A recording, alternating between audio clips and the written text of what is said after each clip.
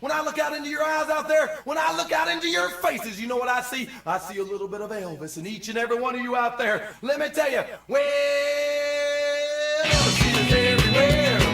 Elvis is everywhere. The great Mojo Nixon and Elvis is everywhere. This conversation with Dwight Yoakam, sponsored by MyPillow.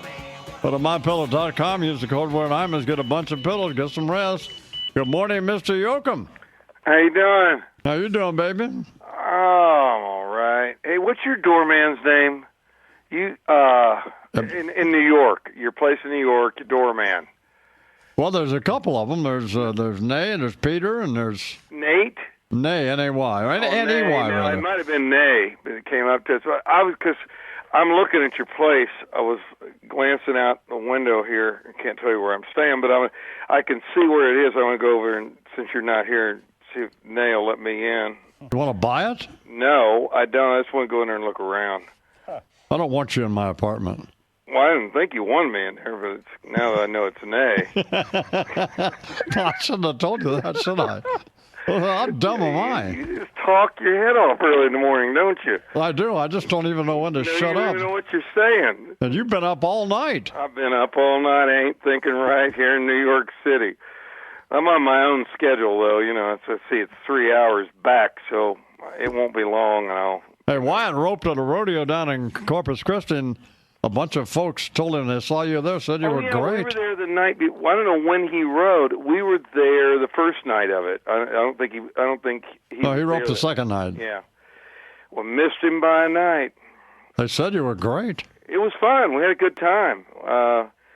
It was, had a great time down there. So you played last night at Carnegie Hall with that. Yeah, I did. I was part of the tribute to Jimmy Webb, and with a great bunch of people.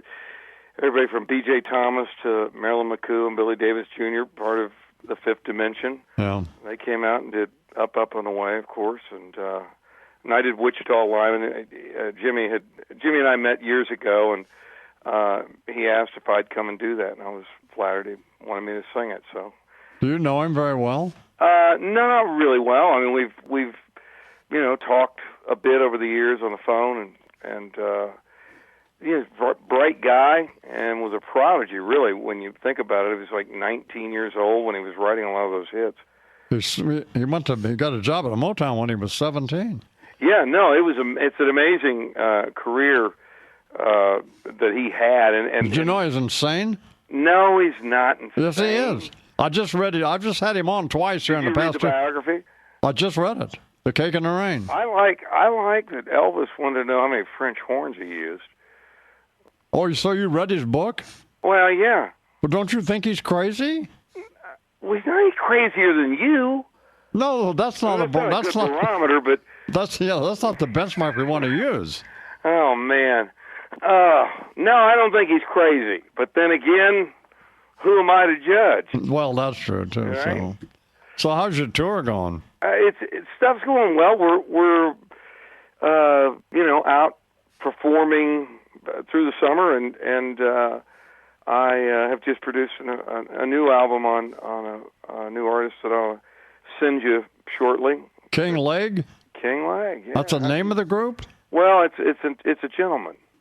It's one guy. It's an individual. Yeah. That's his name, King Leg. Well, it wasn't his given name, but no, but people have had a variety of given names. he adopted that name, that moniker. Did. That moniker stuck at some point. But anyway, yeah. But I'll get you some of that stuff at some point. I think you'll dig. I don't know. You may not like any of it. What's it like? It. He's a interesting young songwriter singer, and I ran across him at a party. In terms of hearing him sing, and I looked at him. His name's Brian. I said, "Do you know who Jimmy Dale Gilmore is?" He said, "No." He's of a generation that wasn't really aware of Jimmy Dale. And I said, "Well, you sound almost like him," and that's where it began. And we kind of went from there. Jimmy Dale's kind of an acquired taste, but I liked him when I liked that stuff they did about the Flatlanders. Yeah, the Flatlanders. Joey Ilian. Great. I actually like Jimmy Dale's version of Mac the Knife.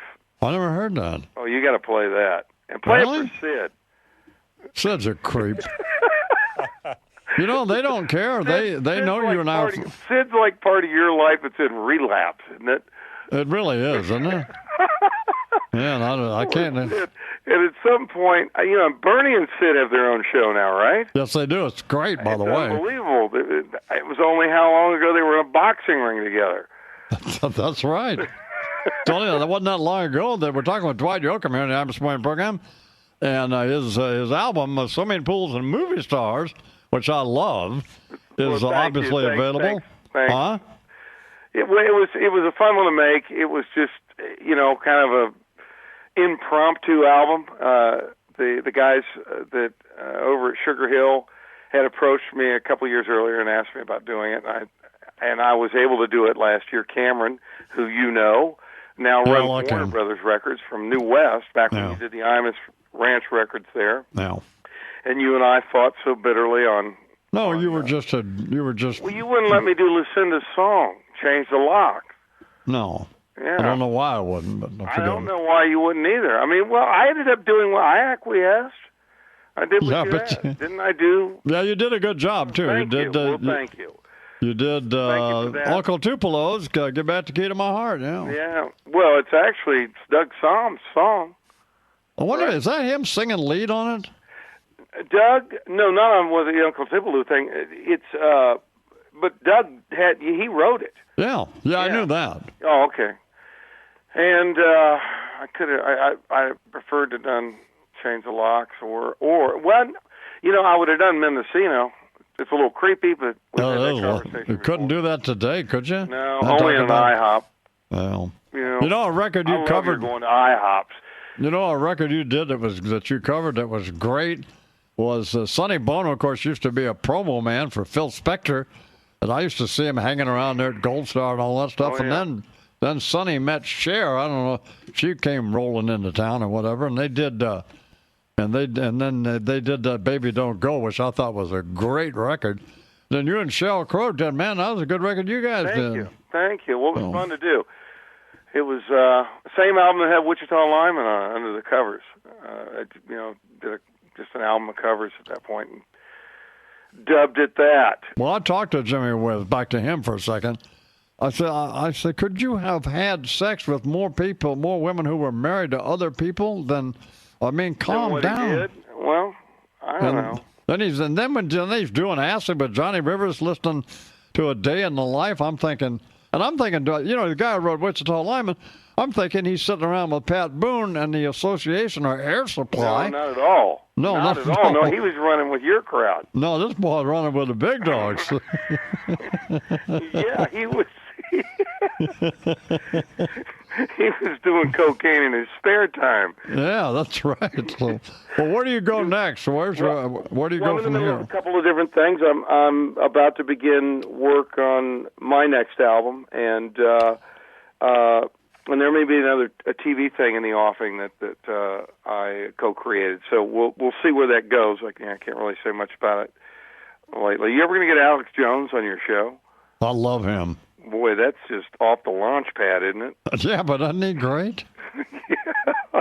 Hey, I saw Dwight during the Grammys, and I sent him a text. I thought it was Junior Sample standing there. You're a little rough. Well, I mean, I hope you've shed a few. For a man who's going into hash browns at IHOP, he's got a lot of room to talk, man. Well, that might be. I was having a rough week, probably. I'll clean myself up since then. There's nothing.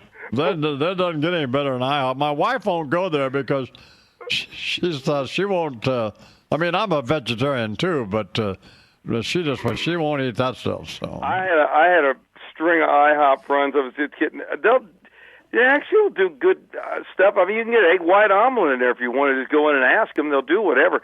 There's one on my way home from my office, and I was doing a lot of late night work on songwriting with Brian on the King Leg album, and I would tease him. Finally, I drug the boy in there and got him some hash browns from IHOP. 3 in the morning, there ain't no place better. Oh man, and the hash browns, give me a truckload of those. Come on. So. Actually, I don't eat the hash browns, like I'm saying. Leave it to you. Yeah. Anyway, well, we're out of time. and So. no, man, I gave you 15 songs. Well, we can't play You your haven't 15 dumb songs. Dumb songs? Is Yes. But here's a good sign. Everybody on this. I'm going to give Lyle Lovett a treat. Thanks for nothing. I even got you on earlier than I get normal guests. Earlier than you get normal guests. Well, normal guests get on at like 42. They offered me something at 6 a.m. and I thought, no, I'll go back after that thing and I'll crash for a little while. And then I started thinking about the song list you demanded. And I was like, God damn, I didn't do that. It's like work. It's like I got a job all of a sudden. It's like I'm... As I was going to say, everybody on the program, particularly when we were on TV, if the crew likes somebody, that's pretty good. And everybody on this program loves you, including me. Well, thank you, and thanks to them. And good luck, man. I didn't piss any of them off too much when we were... I just miss you on TV. I think you need to get back on TV. I can't do that. So. You got to be part of the culture. All right, thanks, Dwight. Meanwhile, here's Dwight Yoakam and Sheryl Crow. This is a great record. Dwight did this.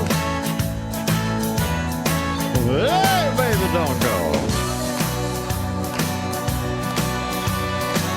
Psycho's coming up.